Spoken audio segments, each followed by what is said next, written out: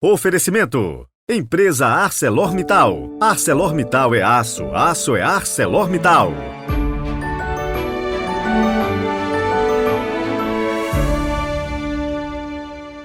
Quinta-feira, 27 de abril de 2023. Bem-vindos novamente. E você está nos acompanhando na peregrinação à Terra Santa. Hoje a missa é no Monte Tabor, onde aconteceu a transfiguração. Depois da renovação das promessas batismais no Rio Jordão, onde Jesus também foi batizado. E, de volta a Nazaré, a emocionante visita à Basílica da Anunciação, onde Maria disse sim e onde o Verbo se fez carne e habitou no meio de nós. Ali era a casa de Maria e bem pertinho dali a casa de José. Tudo isso você pode acompanhar no nosso Instagram, padre.heriberto, e também no YouTube, Peregrinos do Rossio. Rezemos juntos!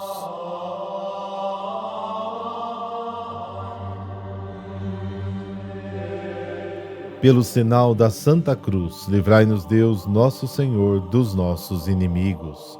Ó Deus eterno e onipotente, que nesses dias nos mostrais tão generoso, dai-nos sentir mais de perto o vosso amor paterno, para que, libertados das trevas do erro, sigamos com firmeza a luz da verdade. Amém.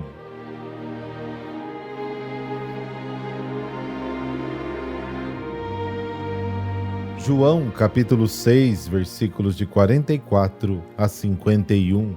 O Senhor esteja convosco, Ele está no meio de nós. Proclamação do Evangelho de Jesus Cristo segundo João. Glória a vós, Senhor. Naquele tempo disse Jesus à multidão: Ninguém pode vir a mim se o Pai que me enviou não o atrai, e eu o ressuscitarei no último dia.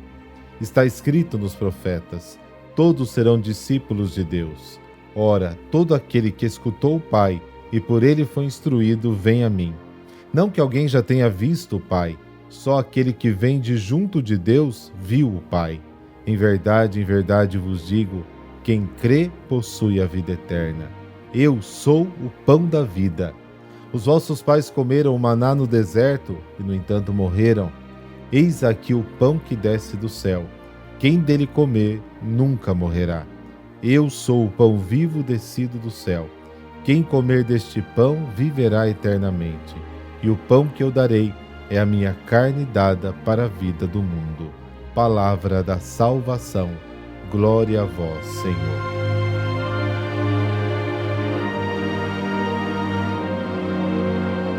A razão última da fé se encontra na atração do Pai para que os homens aderem de fato ao seu Filho.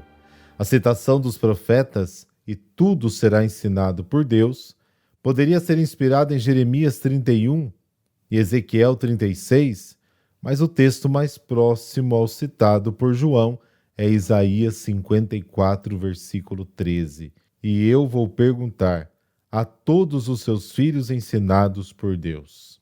Também aqui, como em João 6, 31, a citação não parece ser encontrada literalmente no Antigo Testamento. João adapta o texto às suas perspectivas teológicas, entre as quais se destaca a universalidade da salvação. E ainda não fala apenas de todos os filhos de Jerusalém, mas simplesmente de todos, interpretando a nova aliança numa perspectiva universal. A fé é um dom de Deus e tem suas raízes na ação divina do Pai. Portanto, somente aqueles que ouviram e aprenderam do Pai acreditam em Jesus.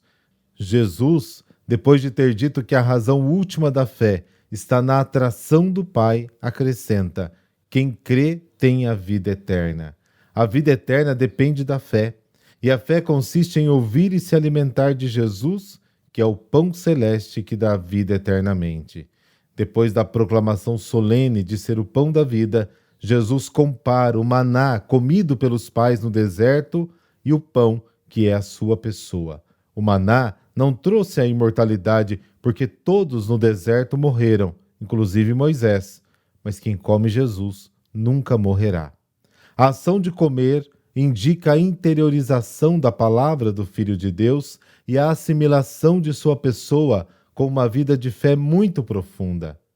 Se alimentar do pão vivo que é Jesus significa fazer própria a verdade de Cristo, a pessoa de Cristo que é a verdade, a revelação plena e perfeita do Pai. No versículo 51, Jesus acrescenta um novo elemento que anuncia o tema central da última sessão do discurso, que vai dos versículos 53 ao 58.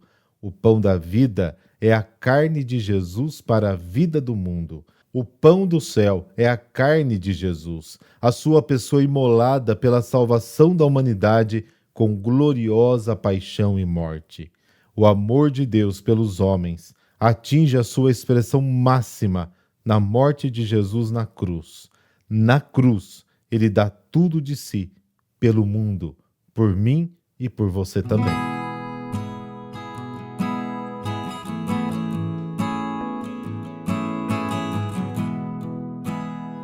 Santa Zita, virgem e padroeira das empregadas domésticas, nasceu em 1218 no povoado de Monsagrate, perto da cidade de Lucca, Itália. Era de uma família pobre, numerosa e camponesa, mas recebeu a riqueza da vida em Deus em seus ensinamentos. Aos 12 anos, Zita foi trabalhar em uma casa de família para não se tornar um peso, visto que era de uma família pobre e numerosa. Ela não teria um salário, mas, em troca de seu trabalho, recebia comida, roupas e o necessário para o seu sustento. Ela foi servir a uma família que não costumava tratar bem os seus empregados. Sofreu muito, mas aguentou tudo seguindo uma vida de oração e humildade, rezando e praticando a caridade. O Papa Pio XII a proclamou padroeira das empregadas domésticas, das secretárias do lar. Costumava dividir tudo o que recebia e tinha, dinheiro, comida, roupa, com o próximo.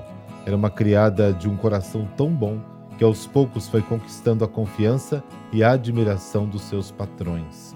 Em contrapartida, os funcionários que conviviam com ela tinham inveja e ainda zombavam muito de suas atitudes, a ponto de acusá-la. Certa vez foi surpreendida pela patroa após ser acusada de estar tirando os alimentos da despensa e dando aos pobres. Na ocasião, a patroa perguntou o que ela estava escondendo no avental, e ela respondeu que eram flores. E ao levantar o avental, uma chuva de flores caiu e cobriu seus pés. Em outra ocasião, na véspera de Natal, ela encontrou um homem na rua com frio, na entrada da igreja de São Frediano. Para aquecê-lo, pegou um manto caro emprestado do seu patrão. No dia seguinte, foi recriminada por tal ato, mas nesse mesmo dia, um idoso desconhecido chegou no povoado e devolveu o manto. Todos os cidadãos acharam que essa atitude foi tomada por um anjo. A partir daí, a porta da famosa igreja ficou conhecida como Porta do Anjo. A sua vida sempre foi marcada por sua obra de dedicação total aos pobres, doentes e também necessitados. Até hoje, a santa intercede em favor do próximo. O local do seu túmulo se tornou um local de graças e de muitos milagres comprovados. Ela se dedicou com toda a sua força ao trabalho e se mantinha firme na vida de oração, participando das missas pela manhã na comunidade e se consagrando a Deus. Ela sempre buscava questionar a Deus se a sua atitude estava correta ou não. Santa Zita faleceu no dia 27 de abril de 1278 e rapidamente a sua fama de santidade se espalhou por toda a Itália, chegando até a Inglaterra. Seus restos mortais repousam na capela de Santa Zita da igreja de São Frediano, em Lucca, Itália. Em 1652, foi feita a exumação do corpo e constatado que repousa intacto.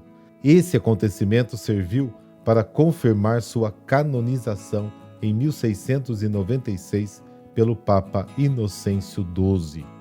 Ó Santa Zita, que no humilde trabalho doméstico soube ser solícita como foi Marta, quando servia Jesus. Ajudai-me a suportar com ânimo e paciência todos os sacrifícios que me impõem os meus trabalhos. Peço ainda que o suporte com amor, zelo e fidelidade à família que sirvo. Amém. Abençoe-vos o Deus Todo-Poderoso, Pai, Filho e Espírito Santo. Amém. Até amanhã, se Deus quiser.